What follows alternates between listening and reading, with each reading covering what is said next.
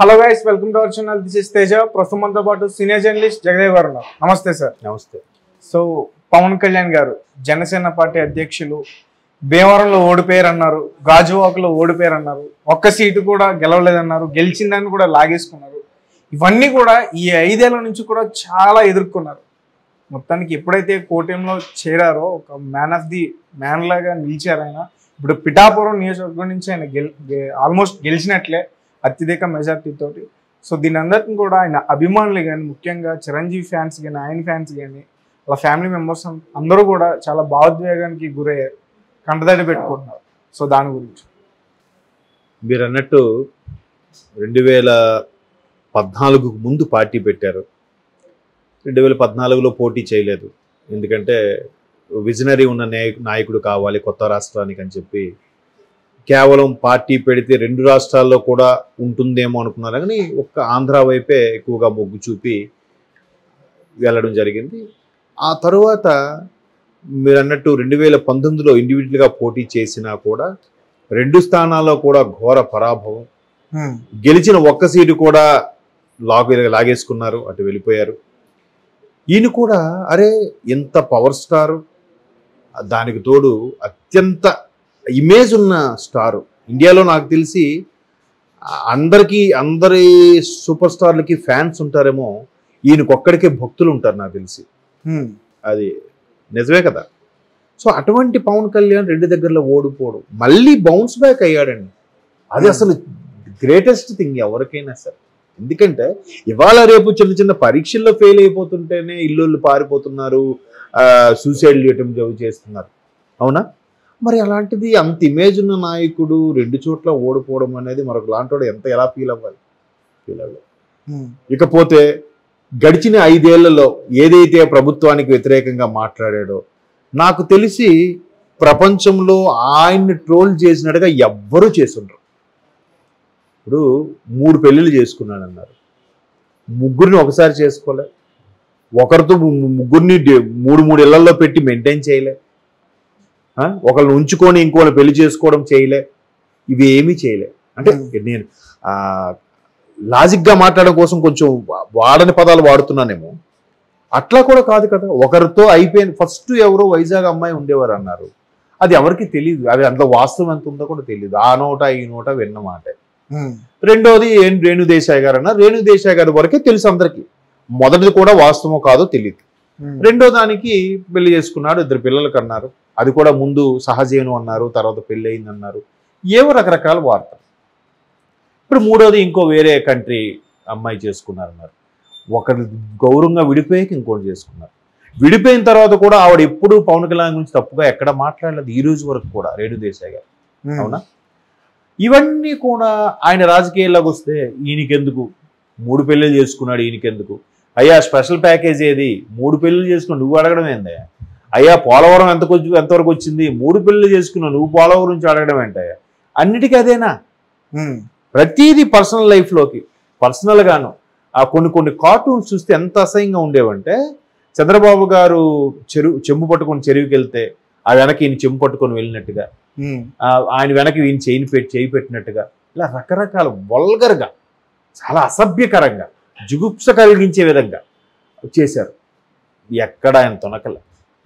ఆయన పర్సనల్ లైఫ్లో ఆయన ఇంటి ఫ్యామిలీ లేడీస్ మీద అటాక్ చేసినా కూడా అవతల వాళ్ళ ఫ్యామిలీ లేడీస్ మీద అటాక్ చేయలే. ఆఖరికి రోజా గారు లాంటి వాళ్ళు కొన్ని వ్యాఖ్యలు చేస్తే, రోజమ్మ నువ్వు కూడానా అన్నాడు, నువ్వు కూడానా అన్నట్టుగా. నిన్న ఆవిడెవరు, యాంకర్ శ్యామల అంట, ఆవిడ పవన్ కళ్యాణ్ ఇంతవరకు ఎవరికి సాయం చేయడమే చూడలేని స్టేట్మెంట్ ఇచ్చింది ఆవిడ. అది ఎవరైనా యాక్సెప్ట్ చేస్తారా?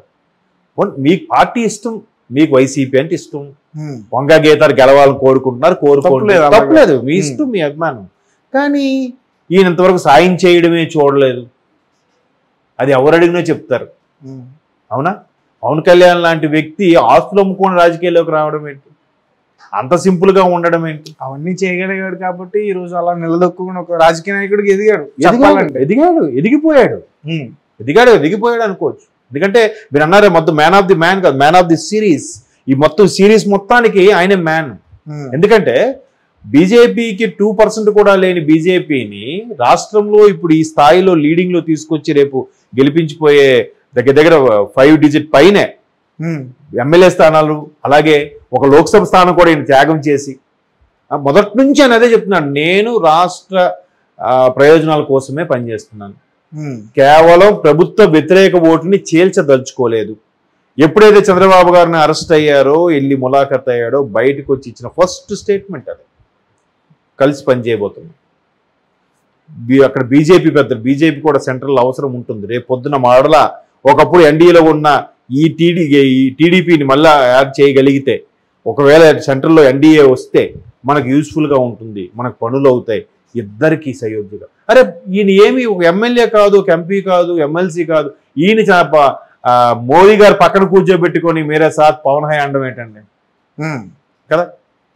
అలాగా 2 స్థానాల్లో ఓడిపోయి, అలాగా అన్ని బాటలు పడి, అన్ని ఇబ్బందులు ఎదుర్కొని, వైజాగ్లో ఏదో హోటల్లో దిగితే అక్కడ హౌస్ అరెస్ట్ చేశారు.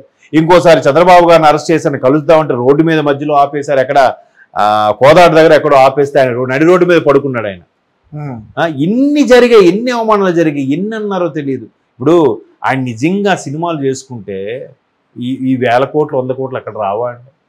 ఇవాళ రేపు అంటే పేర్లు అనవసరం, ఒక భాషకే పరిమితమైన ఇప్పుడిప్పుడు అప్కమింగ్ వస్తున్న హీరోల్లోనే 100 కోట్ల మార్కుకి వెళ్ళిపోయిన హీరోలు ఉన్నారని న్యూస్లో చూస్తున్న ఈ రోజుల్లో అసలు ఏ డ్యాన్సులు చేయడమా బారాదు, సూపర్ యాక్టరా కాదు, ఆయన చెప్తాడు నాకు అన్నయ్య గారిలాగా నేను సూపర్ యాక్టర్ కాదని చెప్తాడు ఆయన. మరి అటువంటి పవన్ కళ్యాణ్కి ఎందుకు అంత ఇమేజ్? సౌత్ లోనే ఫస్ట్ యాడ్ చేసిన హీరో పవన్ కళ్యాణ్ పెప్సీకి. ఇప్పుడు ఆయన తలుచుకుంటే రావా? ఇప్పుడు మహేష్ బాబు గారికి దగ్గర 33-32 బ్రాండ్లు ఉన్నాయి. ఈయన చేయాలంటే చేయలేడా? ఈయనకి వచ్చిండవా? నిన్న లేదు మన టీవీ యాంకర్లు కూడా యాడ్స్ చేస్తున్నారు కదండి, అలా లుంగీల యాడ్లు అని, యాడ్లని, అదేంటవి విల్లాల యాడ్లు, రియల్ ఎస్టేట్ యాడ్లని. మరి పవన్ కళ్యాణ్ గారు చేయలేరా? వచ్చిండవా? చేయలే. ఆయనకి అది లేదు. ఈవెన్ ఆయనతో విడిపోయిన ఇల్లాలు కూడా, రేణుదేశాయ్ కూడా ఏం చెప్తుంది ఆవిడ, ఆయనకేంటో ఎప్పుడు ప్రజలు సేవ ఏదో చెయ్యాలని తప్పన తప్ప అంత ఇమేజ్ ఉంది కదా, అంత ఫ్యామిలీ బ్యాక్గ్రౌండ్ ఉంది కదా, ఆయన ఎందుకు అలా ఉంటారో తెలియదండి. ఆయనకి అది ఇష్టం, ఆ వ్యవసాయము, ప్రజలకు ఏదో చెయ్యాలి, అట్లాంటి ఫీలింగ్లో ఉంటాడని చెప్పింది. మరి ఆవిడ విడిపోయిన తర్వాత బ్యాడ్గా చెప్పొచ్చు కదా, నా అలాంటోడు ఇలాంటోడు తాగి సుచ్చి కొట్టాడని చెప్పొచ్చు కదా, ఎక్కడైనా మాట్లాడిందా?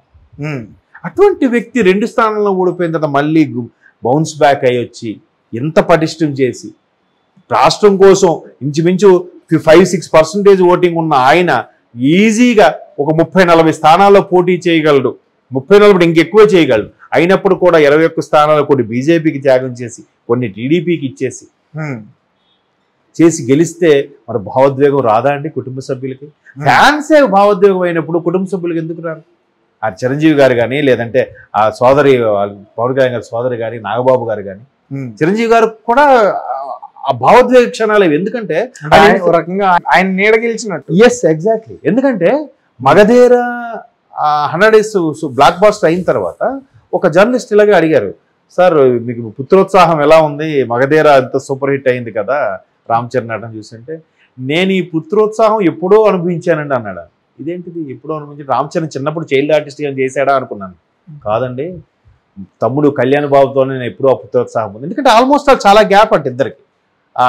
కళ్యాణ్ బాబు గారు కూడా ఎప్పుడు కూడా ఏ అంశం ఏది చెప్పినా కూడా అన్నయ్య వదుల ద్వారా చెప్పే చేసేవాడు. ఎక్కువ సురేఖ గారు వదిన గారితో ఆ ర్యాప్ ఉండేదంట. ఏది చేయాలని ఏం చెప్పినా ఆవిడ చెప్పి చేసేవాడు, అంటే ఎవరితో ఎక్కువ మాట్లాడాడు కాదు. అట్లాంటి కొడుకులాగా చూసుకున్న తమ్ముడిని ఎందుకు ఈయన ఏం చేస్తాడు, ఇప్పుడు సరిగ్గా చదువుకోలేదు, ఇంటర్మీడియట్ ఫెయిల్ సంథింగ్ అంటారు చాలా మంది. అలాగని దేని మీద దృష్టి ఉండేది కాదంట. ఇటువంటి వాడు సినిమాలు నిలదొక్కుంటాడా అనుకున్నవాడు చిరంజీవి మేనియాను కూడా తప్పించి సూపర్ స్టార్ గా ఎదిగిపోయాడు డిఫరెంట్ స్టైల్తో. చిరంజీవి దాటేశాడండి ఒక విధంగా చెప్పాలంటే, మెగాస్టార్ గా దాటేశాడు ఎప్పుడో పవన్ కళ్యాణ్. అవునా కదా? మొన్న అదెవరు మచ్చరవి గారి ఇంటర్వ్యూలు కూడా చూస్తే కేవలం పవన్ కళ్యాణ్ గారి పోస్టర్ చూడడానికి క్రాస్ రోడ్స్ వరకు వెళ్ళారట అందరు కార్లు వేసుకొని, బద్రీ పోస్టర్ చూడడానికి. 10 ఏళ్ళు ఒక్క హిట్ లేకుండా కూడా ఉన్నాడండి. దట్ ఈస్ పవన్ కళ్యాణ్ కదా. అంత పవన్ కళ్యాణ్ హిట్ లేకుండా ఉన్నాడు, 10 ఏళ్ళు పదవి లేకుండా. ఇప్పుడు మళ్ళీ కరెక్ట్, బాగా చెప్పారు, కలిసి వచ్చిందేమో.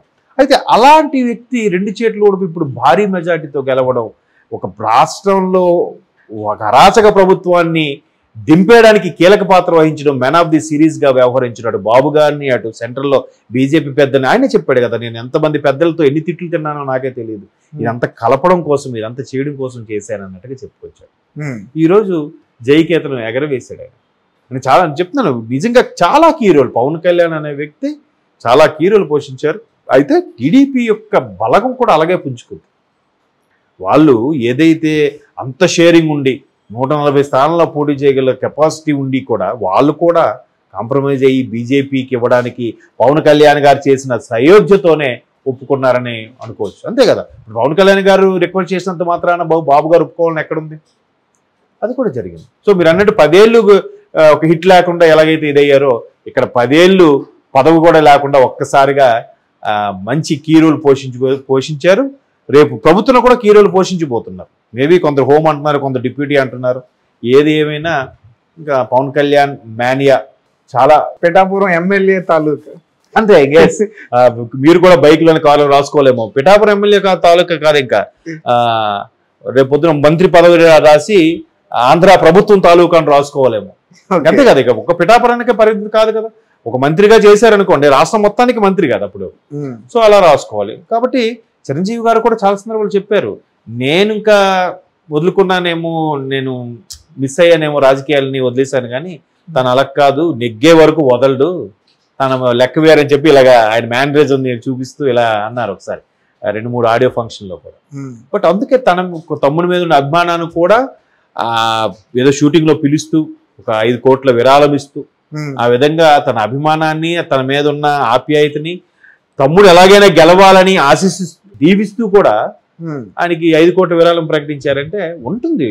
బట్ ఇండస్ట్రీ పెద్దగా ఉన్న వ్యక్తి కాబట్టి ఓపెన్ అయితే బాగుండదేమో అని అలాగా స్తబ్దుగా ఉండిపోయారు అంతే. బట్ పవన్ కళ్యాణ్ గారిని ఎక్కువగా ఇబ్బంది పెట్టిన సందర్భం ఏంటంటే సినిమా పరిశ్రమ గురించి జగన్మోహన్ రెడ్డి దగ్గరికి సినిమా అగ్ర హీరోలందరూ వెళ్ళడం, అందులో చిరంజీవి గారు వెళ్ళడం, ఆయన అక్కడ చేతులు కట్టుకుని మాట్లాడడం, ఇదంతా కూడా సందర్భంలో ఆయన కూడా ఒక సభలో చెప్పడం మనం చూసాం. ఎందుకంటే అక్కడ ఎక్కడో తాడేపల్లిలో అక్కడ కార్లు ఆపించి 1 కిలోమీటర్లు నడిపించుకొని వెళ్ళారు, లోపల కార్లు రావా అంటే ఒక అయిపోయింది. పోలేండి, ఇంకెందుకు ఆ పర్వం గడిచిపోయింది, ఇంకా మనం వెనక పేజీ తిరిగి చూడొద్దు. అది మొత్తం సిరామరకలతో ఉంటుంది ఆ పేజీ అంతా.